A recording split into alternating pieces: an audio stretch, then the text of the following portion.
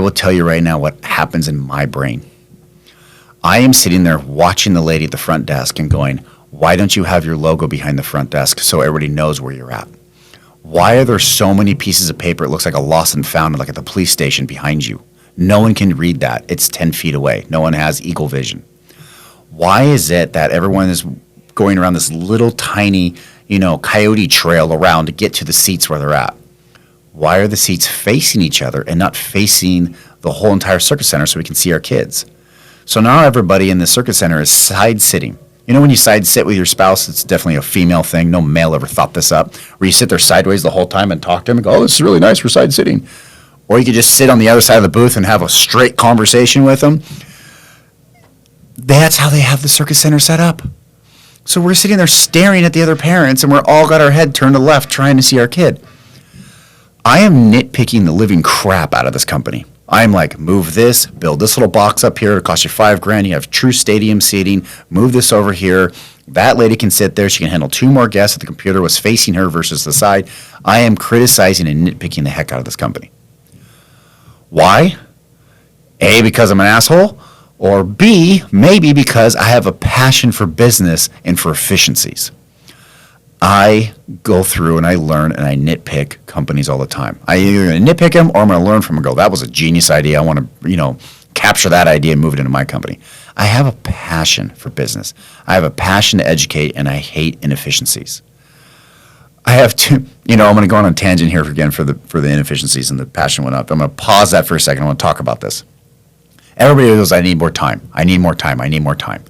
And I agree. We could all use more time in the day to actually get things done. I totally agree to that.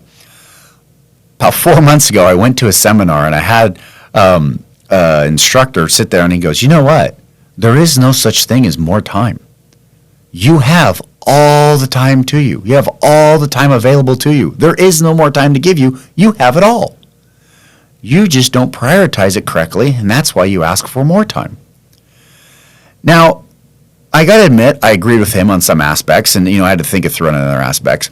But then when I rewind back to what we're talking about in passion and efficiencies, I hate being efficient because I want to use my time correctly and I want to prioritize my time perfectly. So I'm not wasting any of the time that I do have. Yes, I do have all the time. Can I use it more efficiently?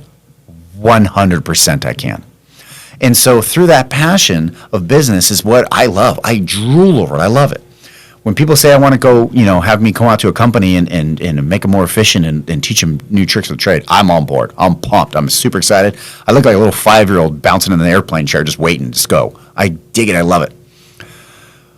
So with that passion comes fun things. I go, well, why did you do this? And questions come. Why are you doing it this way? And they say X, Y, Z reason. I said, okay, why are you doing it that way? And I'm always learning. I'm always questioning. I'm always trying to figure out what is the next thing because I have a passion. Let's go to the other side of the coin. How many of you guys have a boss that doesn't have any passion left?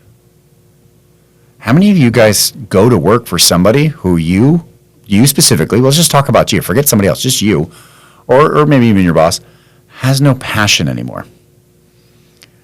Do you know how life-sucking that thought process is? Do you know how boring that is? That's brutal. You guys have to have a passion. You guys have to keep your passion alive. So let's talk about things that kill your passion.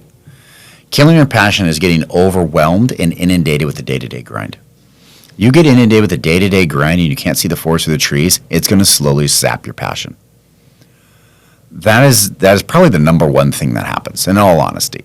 Your emails keep flowing through. That's the preferred choice of communication in the business world. It's just constantly going and going and going. And we all know when you get an email, you can't hear inflection in the voice. Like, hear me right now and go, did you get that email? You know I'm pissed. Hey, did you get that email? You know it's a fun email. You can tell by the inflection in my voice. You can in an email. So already you are losing some of your communication skills. And we are using that as our main focus of communication. And we are trying to get everything done as possible. So now it's just this day-to-day robotic grind of a monotone person going through the day. Is that going to kill your passion? It is for me. That would kill me. I'd be over that in a heartbeat. So you got to find ways to get your passion dialed in perfectly. And when I say dialed in perfectly, I really mean keep it up there as best as you can till the day's over with, and then find a reward system to replenish your passion.